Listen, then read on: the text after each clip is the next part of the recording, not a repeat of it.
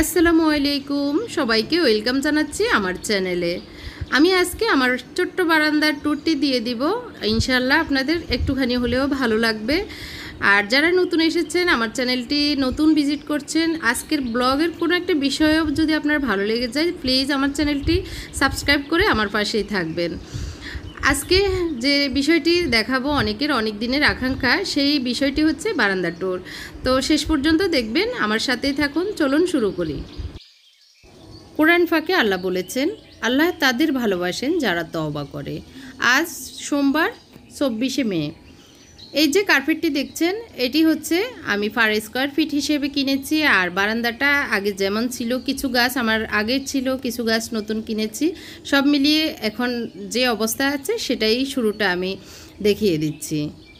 তো বারান্দাটা একটু ক্লিন করে নিলাম, ক্লিন করে এখন এগুলি গুছাবো। গাছগুলিকে একটা সাইড করে ঘাস কার্পেটটা বিছিয়ে দিব।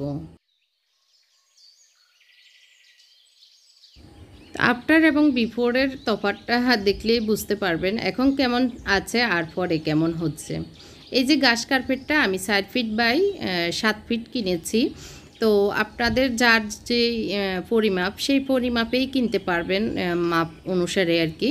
আর এগুলি ফিট হিসেবেই বিক্রি হয়। পার ফিট আমি মানে পার স্কোয়ার ফিট আমি 70 টাকা করে নিয়েছি। তো আসলে অনেক দিনের একটা শখ পূর্ণ হলো। তো কার্পেটটা আমি এখন এক সাইডে গাছগুলি নিয়ে বিছিয়ে দিচ্ছি। তো অনেক দিন থেকে এই শখটা ছিল, যখনই বারান্দা একটু আলো বাতাস থাকবে, গাছ লাগাবো, একটু কার্পেট বিছিয়ে দিব। এটা মানে আমার একটা শখ ছিল, শখটা পূর্ণ হলো। তো অনেকেই প্রশ্ন করেছেন ঘাস কার্পেট কেমন, সফট কিনা না হার্ড, তারপরে কত করে কিনেছি, মানে সব মিলিয়ে অনেক প্রশ্ন ছিল। তো আসলে সফট বলতে একদম যে ঘাস যেরকম নরম একদম সফট সেরকম বলবো না, আবার একদম হার্ড যে তাও বলবো না, মোটামুটি ভালো, মানে পা দিলেই মনে হবে যে একটু ঘাসের উপরে দাঁড়িয়েছি এরকম আসলে। তো কিছু গাছ আমি নতুন করে লাগিয়ে নিচ্ছি, কিছু গাছ আমি একটু ঠিকঠাক করে নিচ্ছি যেগুলো পুরনো। আর এই লাঠিটা আমি কিনেছি, লাঠিকে কী বলে আসলে মনে নেই, এটা কিনেছি অনলাইন থেকে 100 টাকা দিয়ে মেবি। তো এটা এই যে লতা গাছগুলির জন্য সুবিধা, একদম বেরিয়ে থাকে। আর কোকোপিট নিয়েছি 1 প্যাকেট 80 টাকা দিয়ে। এটা আমি জিজি প্ল্যান্ট কিছুদিন আগে নিয়েছিলাম, কিন্তু গাছটা একটু বড় হয়েছে, ছোট একটা টবে দিয়েছে ওরা, এটাতে মনে হচ্ছে ভালো হবে না, মানে একদম কম। তো সেই কারণে কোকোপিট দিয়ে এই গাছটা লাগাতে হয়। কিছু গাছ আসলে কোকোপিট দিয়েই লাগাতে হয়, তাহলে গাছগুলি ভালো থাকে আর কি। তো আমি উপর দিয়ে একটু মাটি দিয়েছি, কারণ একদম শিকড়গুলি উপরে উঠে গিয়েছে, সেই কারণে। তো মাটিগুলো আমি এখন ফেলে দিয়ে কোকোপিটেই গাছটা লাগিয়ে নিচ্ছি। অনেকেই আসলে প্রশ্ন করেছেন, অনেকেই পরামর্শ বলেছেন, মানে চেয়েছেন গাছ কিভাবে লাগায়, গাছের কিভাবে যত্ন নিই সেগুলো দেখাতে। তো আসলে আমি যে একদম মানে পারদর্শী গাছ নিয়ে সেরকম না, টুকিটাকি নলেজ আছে, সেইটুকু দিয়েই নিজের গাছগুলি নিজে যত্ন নিই। তো কোকোপিট দিয়ে এই গাছটা জিজি প্ল্যান্টটা লাগিয়ে নিচ্ছে। আর এই জিজি প্ল্যান্টটা অনেক সুন্দর, আবার যত্ন কম লাগে, যার কারণে আমরা অনেক সময় ব্যস্ত থাকি, গাছের পিছনে সময় দিতে পারি না, কিন্তু গাছ পছন্দ করি, তাদের জন্য এই জিজি প্ল্যান্টটা অনেক বেশি উপকারী।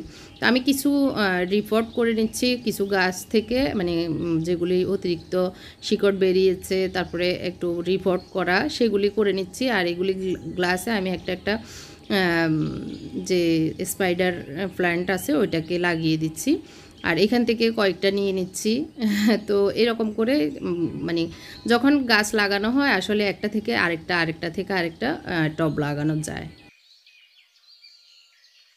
একটা দেওয়াল একটু খালি আছে, তাই একটা ওয়ালম্যাট দিয়ে দিচ্ছি। এটা প্রকৃতিরই একটি ওয়ালম্যাট। তারপরে একটা ডিআইওয়াই করব, সে কারণে আমি এখানে টুকরা কিছু কার্ডবোর্ড আর একটা বাল্বেরই মেবি একটা কার্টুন, সেটা নিয়েছি। তো এই দুইটা দিয়ে আমি একটি বার্ড হাউস বানিয়ে নিচ্ছি। তো যেভাবে আমি করছি, এটা একটা বোর্ড, এটাকে আমি 2 টুকরা করে নিচের যে জায়গাটা সেটাকে করে নিব একটা দুইটা দিয়ে, আর উপরের চালটা এভাবে দিচ্ছি ঘরের চালের মতো আর কি, টিনের ঘরের চাল যেরকম করা হয় সেরকমই। নিচের বেসটার জন্য 2টা বোর্ড নিয়ে একটার সাথে একটা গাম লাগিয়ে আমি ল্যাম্পের নিচে রেখে দিচ্ছি, কারণ গাম লাগার জন্য। আর হাউজের যে ডোরটা মানে দরজা, দরজার একটা মাপ মতো আমি আমার আইডিয়া মতো কেটে নিব আর কি। এঁকে নিয়েছি, নিয়ে কাটার দিয়ে কেটে নিয়েছি। তারপরে আমি উপরের চালের জন্য কোনাকুনি দুইটা নিয়ে নিয়েছি, যাতে চাল দেওয়ার পরে দুই সাইডে খালি না লাগে। তারপরে এখানে চাইলে কালারও করা যায়, তো আমি সহজও এটা খুঁজে নিয়েছি, কারণ এই কালার পেপারগুলি আমার কাছে থাকে। তো ভাবলাম যে রং করে আবার সেগুলো শুকানো টুকানো ঝামেলা হয়ে যাবে, শর্টকাট আমি এই পেপার লাগিয়ে গাম লাগিয়ে আর কি পেপারের সাথে, তো এইভাবে করে নিচ্ছি। তো আমি অরেঞ্জ কালারের এই পেপারটা, এগুলি হচ্ছে 5 টাকা করে একটা শিট, মানে কালারফুল যে আর্ট কাগজগুলি সেগুলি নিয়ে রাখি আমি সবসময়, টুকিটাকি যেহেতু কাজ করি সেজন্য। তো এটা হচ্ছে কিছুদিন আগে আমি কিনেছিলাম গামের পেপারগুলি আর কি, ওয়াল পেপার, গ্লাস পেপার, সেটা একটু চালে সাদা দিয়ে দিচ্ছি। তো একটু ছিদ্র করে আমি যেহেতু ঝুলাবো সুতা দিয়ে এভাবে করে নিচ্ছি। তো আমি আমার মতো করে করছি। তো একজন আপু প্রশ্ন করেছেন মানে ফাঁকি ফালা ঠিক হবে কি না, ফাঁকি ফালা জায়েজ কি না। তো এখানে তো ফাঁকি ফালতেছি না, এটা একটা শো পিস, জাস্ট ঝুলাবো সেটাই। তো এখন একটু খালি খালি মনে হচ্ছে, এই কারণে আমি একটু জানালার কেটে না করে এইভাবে এঁকে দিচ্ছি, জানালার চিহ্ন এঁকে দিচ্ছি। আর হচ্ছে দরজার দুই দিকে একটু লতা ফুল দিয়ে দিব, সেটাই চিন্তা করতেছি। তো ভাবলাম যে খালি খালি দেখতে ভালো লাগতেছে না, এভাবে এঁকে দিই। তো আমি আমার রুচি মতো, আমার পছন্দ মতো আমি করে নিচ্ছি। আসলে হাতের কাছে যাই ছিল তাই করতেছি, তো বাসায় যা আছে তাই দিয়ে করে নিলাম আর কি। এই তো রেডি হয়ে গিয়েছে আমার বার্ড হাউসটি। একটু লম্বা হয়েছে, আপনারা চাইলে আর একটু ছোটও দিতে পারেন। মগের যেই ইয়েগুলো আসে, কার্টুনগুলো আসে, সেটাতে করে নিতে পারেন। এখন হচ্ছে আমি একটু টুল দিয়ে দিচ্ছি একটা, আমার বাসায় এটা আগে ছিল, যাতে চেয়ারে বসে অনেক সময় চা খেতে হয় বা একটু বসলাম, কিছু রাখলাম, বই পড়তেছি, তো সেটা সুবিধার্থে এই টেবিলটা এনে এখন এটাকে সেট করে নিচ্ছি। এখন এই যে অপরাজিতা গাছের অপরাজিতা ফুল নিয়ে নিচ্ছি, আমি একটু জুস বানাবো। তো এটা দিয়ে অপরাজিতা ফুল দিয়ে কিন্তু চা বানানো যায়, অনেক কিছু করা যায়, অনেক রেসিপি আছে যা আমি ইউটিউবে দেখেছি। তো অনেক ফুল দিয়ে করলে কালারগুলি বের হয়, অনেক ভালো লাগে। আর অল্প, যেহেতু আমার 2-3টা ফুল, আমি এটার একটা ফ্লেভার আসে ফুলের, তো চিনি দিয়ে জাস্ট ঠান্ডা পানি দিয়ে গুলে শরবত খাই মাঝে মধ্যে। তো সেটা আজকে শেয়ার করছি আপনাদের সাথে। যদিও এটাতে কালার আসতেছে না, গরম পানি দিয়ে জাল দিলে কিন্তু এই অপরাজিতার যে কালারটা, মানে ব্লু কালার, সেটা চলে আসে। তারপরে আমরা একটু শ্যুট করছি আমার বারান্দায়।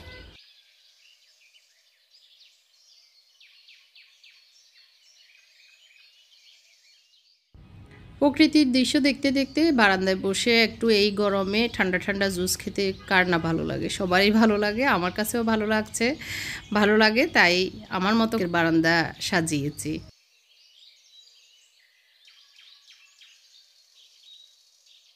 কানাডায় অবস্থান করছেন এরকম অনেকেই ব্লগিং চ্যানেল খুলেছেন, অনেকেই অনেক বড় গেইন করে ফেলছেন, অনেক বড় চ্যানেল হয়েছে। কিছু কিছু চ্যানেল এখনও পিছিয়ে আছে, সেই রকমই একটি চ্যানেল আমার চোখে পড়েছে, সেটি হচ্ছে কানাডিয়ান মম চ্যানেল। তো এই চ্যানেলটি অনেক দিন থেকে কাজ করছেন এই বোনটি, তো ওনার চ্যানেল গ্রো হচ্ছে না। আপনারা আমার যারা ভিউয়ার্স তাদের যদি ভালো লাগে অবশ্যই একটু ওই চ্যানেলটি সাবস্ক্রাইব করবেন। কানাডিয়ান মম চ্যানেল দিয়ে সার্চ দিলেই চলে আসবে আর কি, কানাডিয়ান মম লিখে। তো সেই চ্যানেলটি আপনাদের আমার রিকোয়েস্ট থাকবে আপনারা সাবস্ক্রাইব করে ওনার ভিডিওগুলিও দেখবেন। কানাডিয়ান লাইফস্টাইল সম্বন্ধে উনি ভিডিও দেন, কানাডার লাইফে কি করছেন না করছেন, কি খাচ্ছেন না খাচ্ছেন, ডেইলি ব্লগ হিসেবে উনি দেন। আশা করি ওনার ব্লগটি দেখবেন। এখন আমি আপনাদেরকে দেখাচ্ছি শুরু থেকেই, রুম থেকে মানে গ্লাস খোলার পরে যে বারান্দাটা দেখা যায় সেটা ঘুরিয়ে একটু দেখাচ্ছি। তো ফাইনাল লুকটি দেখানো, এটা একটা চেয়ার আমি প্লাস্টিকের কিনেছি, এটা আরএফএলের, আমি নিউ মার্কেট থেকে কেনাতে 900 টাকা দিয়ে কিনতে পেরেছি, গায়ের রেট 1250 টাকা মেবি।